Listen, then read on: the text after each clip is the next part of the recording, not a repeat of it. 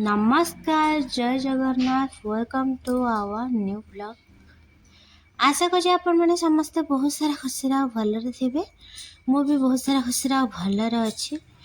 बापा पुओं को देखते केमती शोई मुझे सका उठिक नित्यकर्म सारे ठाकुर पूजा सरी गला चाह बसई एपटे भावुची कि चाह टे पीदेवी ना सकालू सकालू तो किसी खाई चाह पीवा उचित। तो मुझे रोषे कर आलू भाजिकी रखी मटन हम बोलिकी ये मटन आणिकी धोई देइचंती आउ देखंतु ऑलरेडी मटन मु बनै चली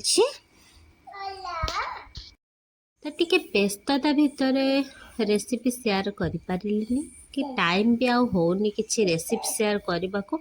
एपटे सलाड कर भात आउ राम बाबा को देछि टिके चाखिबा को।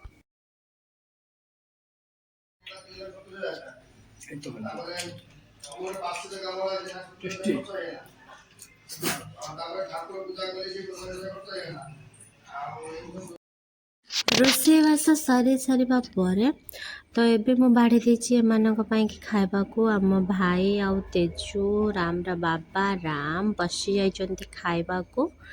मु मध्य पछरे देकी खाइबी परे तो एबे चलछि खाइबा। भाबिली टिके वीडियो करनिए भाई तो कहा सहित कथा होतले तो सेति पई कि ऑडियो आनी पारलेनी निजे निजे भॉइस रे कहि दउछि।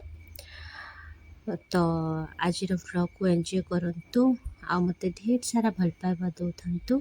तो से माने खाइबा भितरे मु एपटे किचन को पूरा क्लीन कर देली। क्लीन कर सरबा परे भात मध्य खाई देथिलु तो भात जो हांडी सब धोई देछि आ किचन को किते सुंदर भाबरे क्लीन कर देछि। ये होछि अपराह्नर वीडियो जो वीडियो रे कि बादाम सिझेइथिली आउ कहा को बादाम सिझा खाइबा को भल लगे निहाती कमेंट करिवे। ये ड्यूटी रू आसला टाइम रे बादाम नहीं के आसले तो सिझे देली।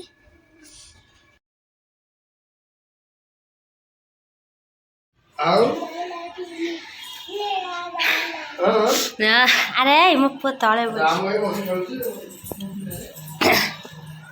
तेजु नियो